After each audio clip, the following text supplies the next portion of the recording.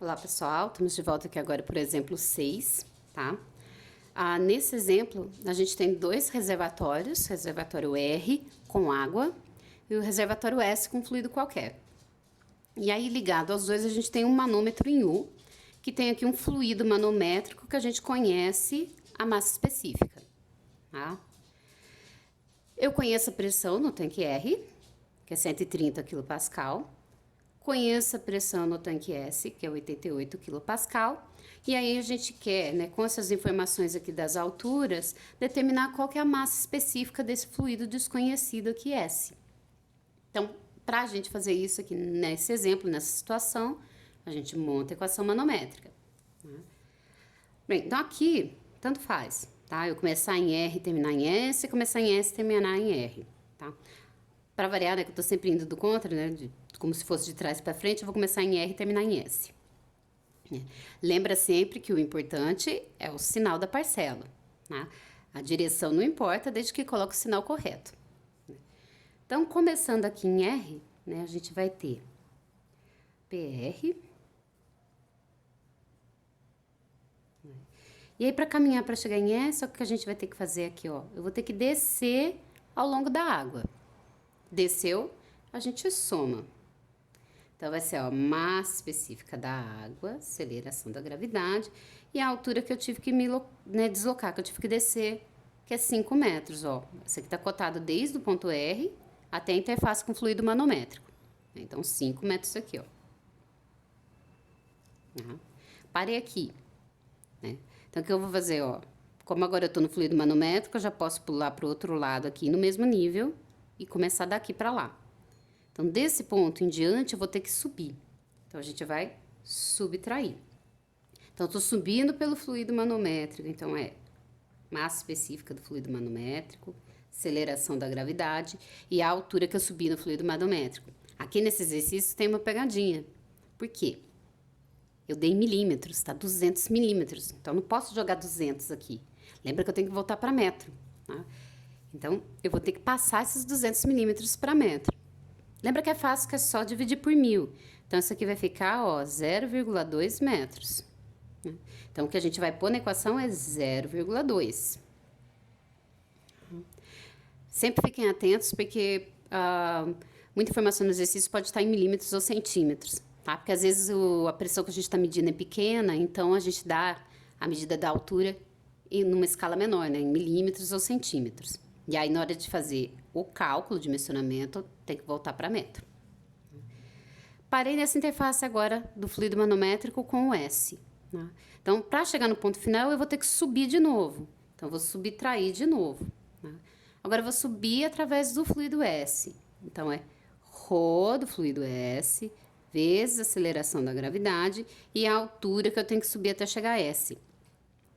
Essa altura aqui, eu não tenho a cota direta daqui para cá. Mas o que eu posso fazer, ó, se a gente olhar aqui, a altura para S aqui é o 5 mais 3,5, esse totalzão aqui, menos esse pedacinho. Então, é só a gente fazer essa continha. Eu vou até escrever aqui, ó. Vai ficar os 5 metros mais 3,5 menos o 0,2. Lembra que tem que estar em metros. Bem, comecei a escrever minha equação no péssimo lugar, né? Vou pôr igual, que eu vou dar uma ajeitadinha, ó. Porque a gente chegou aqui no ponto final, tá? Então, isso aqui vai ficar igual a pressão em S. Tá?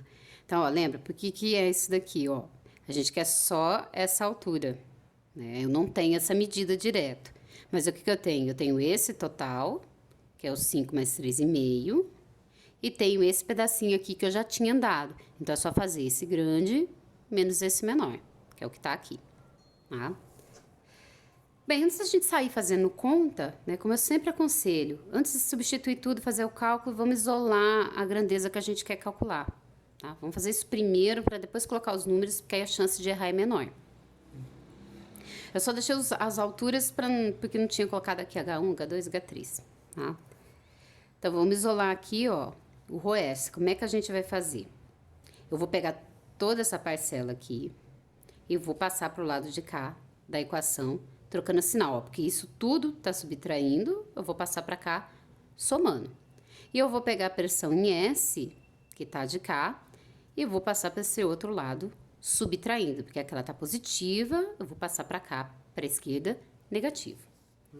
Então, vai ficar assim, ó. Eu vou ter a pressão em R menos a pressão em S, ó, tava positivo, veio negativo. Agora, esses dois eu vou repetir, porque eu não tô mudando de lugar. Então, mais o ρ da água, G vezes 5, menos o ρ do fluido manométrico, vezes G, vezes 0,2, tá? Com vezes aqui.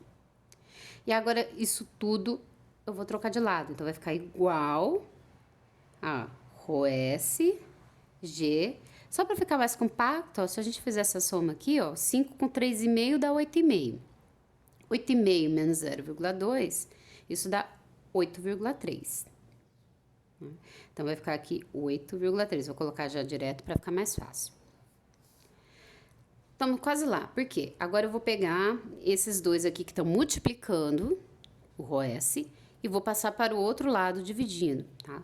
Só que o outro lado a gente tem todas essas parcelas aqui. E aí, o que que acontece? Isso aqui passa dividindo todo mundo, tá? Quando é multiplicação e divisão que a gente está trocando de lado, ele vai para o outro lado e afeta todas as parcelas. Então, se eu passo dividindo, vai dividir todo mundo.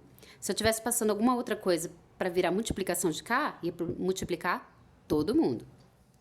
Então, quando eu isolar isso aqui para cá, ó, né, vai ficar assim, ó. Eu vou até deixar na mesma, não vou trocar assim para não ficar confuso, ó.